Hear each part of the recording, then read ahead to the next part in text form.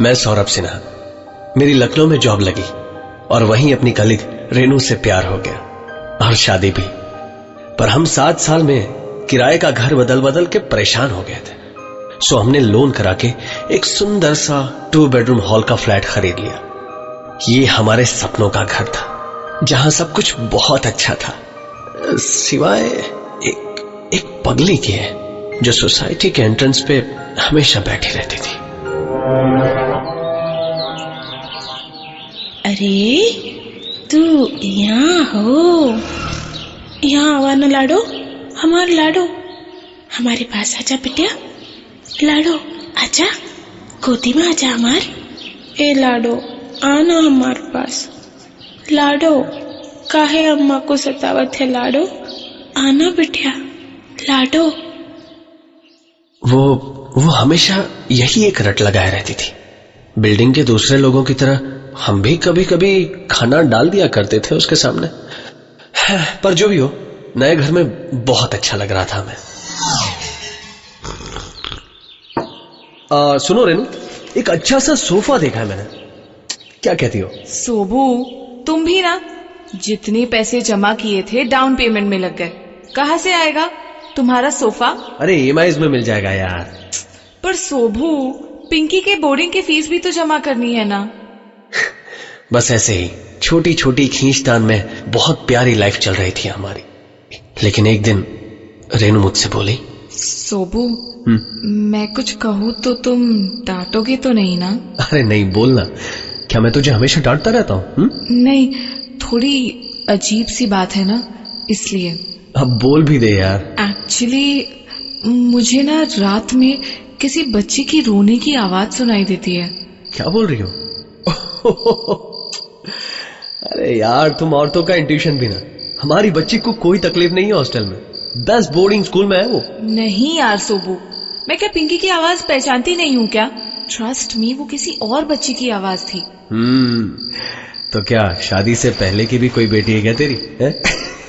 तुम्हारी तो। अरे रुको, कहाँ भाग के जाओगे? अरे छोड़ो, अरे मजाक कर रहा था भाई। रुको। अरे दिल पर अरे लग गई।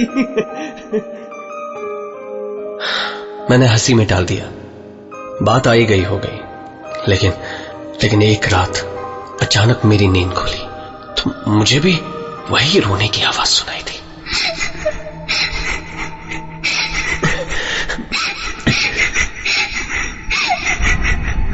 मैं झटके से बिस्तर से उठ गया। मैंने रेनू को डिस्टर्ब नहीं किया, चुपचाप उठ के दरवाजा खोला और बाहर गैलरी में इधर उधर देखा। ये आवाज कहां से आ रही है, पर कहीं कुछ नहीं मिला तो वापस लौट आया। पर तभी लगा कि ये आवाज तो बाहर हल्की थी, जबकि यहाँ घर के अंदर ज्यादा साफ सुनाई दे रही थी।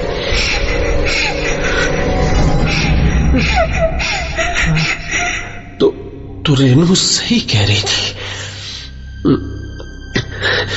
मैंने अंदर जाकर रेनू को जगाया। रेनू उठो, रेनू। क्या सोबू, सोने दो ना, कल सुबह ऑफिस जाना है। रेनू देख, सुन, वही आवाज आ रही है। कौन सी? तुम्हें भी सुनाई दी? हाँ। यही तो मैं कह रही थी, कहाँ से आती होगी ये आवाज सोबू? तो तुम डरना मत। एक बात बताओ। क्या? मैंने बाहर जाकर हर जगह देख लिया, पर ये आवाज शायद हमारे घर से ही आ रही है। नहीं, ऐसे मत बोलो सोबू। नहीं रेनू, मैंने कहा था डरना मत। पर हमारे घर में ही क्यों सोबू? कौन है वो? क्या चाहती है? उस दिन तो कुछ देर में वो आवाज आनी बंद हो गई, पर एक रात जब हम डिनर कर रहे थे। ये क्या, और लो ना। नहीं यार, बस बहुत हो गया। अरे हाथ हटाओ। अरे बस बहुत हो गया, पेट भर चुका है। ये क्या हुआ सोबू? क्या हुआ? अरे बोलो ना, क्या हुआ? वो देखो वहां, जैसे जैसे कोई सोफे पे बैठा है। वो अभी आया। हाँ, लग रहा है जैसे कोई बच्चा लेटा हो। उस छोटी सी बच्ची के लेटने के निशान है उस पर। कौन है वो सोबू? अब तो हमारे घर में हमारे सामने घूमती है। मुझे नहीं रहना इस घर में। स्टॉप यार, कहाँ जाएंगे हम? और इस घर का क्या करेंगे? रेनू, रेनू, हमारी हालत ऐसी नहीं है कि हम दूसरा घर किराए पे भी ले पाए। समझने की कोशिश करो रेनू। फिर एक संडे को मैं ऐसे ही बालकनी में बैठा हुआ था। सर्दियों की धूप अच्छी लग रही थी कि तभी शायद मुझे झपकी आ गई होगी, या पता नहीं, मेरी आंखों के सामने जैसे कोई बच्ची दिखी। सांवली सी, गंदी सी, बदन पे कोई कपड़े नहीं, सिर्फ कमर पे बंधे काले धागे में लटकता हुआ चांदी का छोटा सा घुंघरू।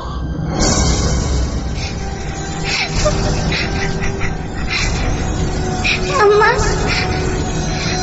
अम्मा, अम्मा, अम्मा। सोबू, क्या हुआ सोबू? सोबू, सोबू क्या हुआ? कुछ नहीं, कुछ नहीं। तुम इतना हाफ क्यों रहे हो? और ये पसीना, तबीयत तो ठीक है ना? टेल मी सोबू। इट्स ओके, ऐसी कोई बात नहीं है।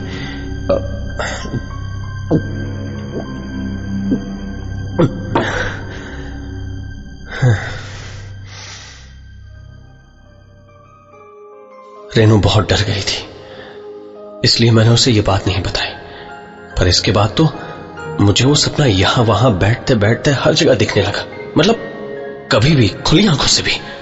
घर की आबो हवा ऐसी भारी हो गई थी कि कभी कभी तो सांस लेना भी मुश्किल हो जाता था।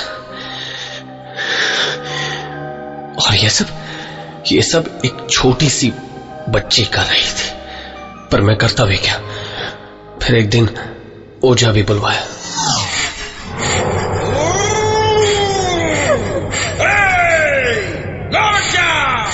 लौट जा इस घर से। छोड़ दे इस घर को, छोड़ दे। चली जा, नहीं तो बंद करके पेटी में डाल दूंगा। पर कोई फायदा नहीं हुआ। एक दो दिन की राहत, उसके बाद फिर वही सब शुरू हो गया।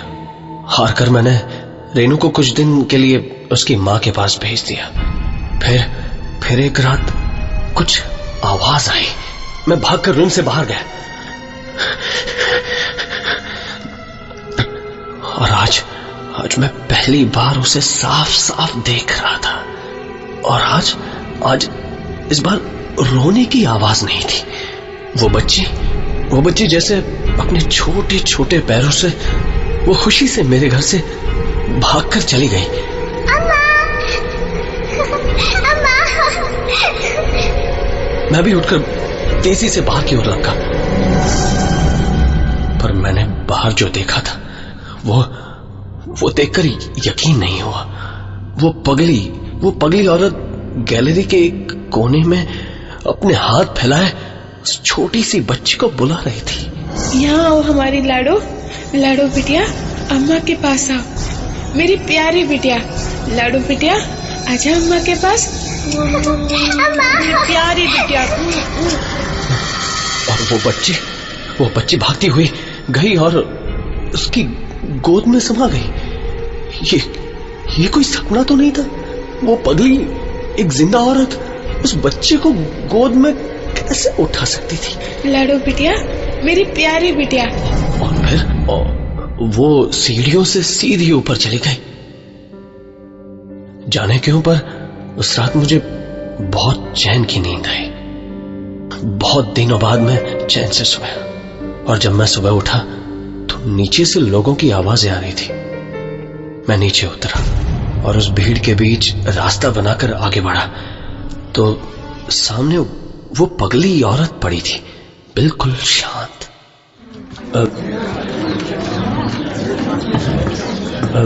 क्यों क्यों भाई, कब और कैसे हुआ? सुबह निकला तो देखा यहाँ पड़ी हुई थी। रात में शायद ठंड में मर गई होगी। ये सब जो मैंने देखा था सुबह और रात को, उससे मेरा दिमाग चकरा गया था। शाम को मेरी पास की ही ए ब्लॉक की बिल्डिंग में एक बुजुर्ग से बात हुई। वो बहुत वक्त से वहां रहते थे। कौन थी ये पगली, जानते हैं आप? मजदूर थी। जब यहाँ काम चल रहा था सी, डी और ई ब्लॉक का, तो बहुत सारे बिलासपुरी लेबर काम कर रहे थे इस साइट पे। उन्हीं में से एक थी इसकी एक छोटी सी बच्ची गड्ढे में गिर के मर गई थी। अरे कैसे हुआ था ये? अपनी ही माँ के आंखों के सामने। उस वक्त उसकी माँ बिल्डिंग में काफी ऊपर चढ़ी हुई थी, काम कर रही थी। तब यहाँ काफी सुनसान रहता था, आसपास जंगल झाड़ियां सी थी। मैं यहीं इस बालकनी के बाहर देख रहा था। मैंने देखा वो बच्ची रोती रोती अपनी माँ को ढूंढती हुई जा रही थी। अम्मा, अम्मा,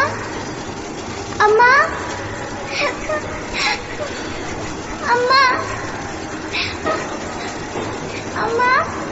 तभी वो अचानक गड्ढे की ओर मुड़ गई। मैं चिल्लाया, अरे कोई है उधर? अरे वो बच्ची गिर जाएगी। पर दूसरी ओर चूंकि काम चल रहा था कंस्ट्रक्शन का, तो किसी को मेरी आवाज सुनाई भी नहीं दी। पता नहीं क्यों, पर वो एकदम से गड्ढे के पास आ गई। मुझे समझ में नहीं आया कि मैं क्या करूं क्या ना करूं। मैं एक बार फिर से चिल्लाया, अरे रुक जाओ, रुको। पर वो तो बढ़ती ही जा रही थी। अम्मा। और तभी उसका पांव फिसला और वो गड्ढे में जा गिरी। काफी पानी था उस गड्ढे में। मैं भागा, पर जब तक सीढ़ियों से नीचे उतरकर वहां तक पहुंचता, तब तो कुछ मजदूर पहुंच गए थे। लाडो, लाडो, अरे कोई बचा लो अपनी बिटिया को। लाडो, लाडो, लाडो, अम्मा आ रही है। लाडो, लाडो, कोई बचा लो बिटिया को, कोई बचा लो हमारी बिटिया को। लाडो, लाडो। अरे रस्सी डाल, अरे रस्सी डाल वहां से। ए, कस के पकड़ा। हाली कर। अरे उतना हिलता ही नहीं। यहाँ लेटाई दो। पर जब तक उस बच्ची को निकाला, तब तक वो बच्ची मर चुकी थी। हाय रे लाडो, मेरी बिटिया, मेरी लाडो बिटिया, कोई नहीं बचाया उससे। लाडो बिटिया। और आखिरकार उस पगली को उसकी बच्ची लाडो मिल ही गई। पर सच मानिए, अभी भी ठीक से यकीन नहीं होता कि क्या वो सच था।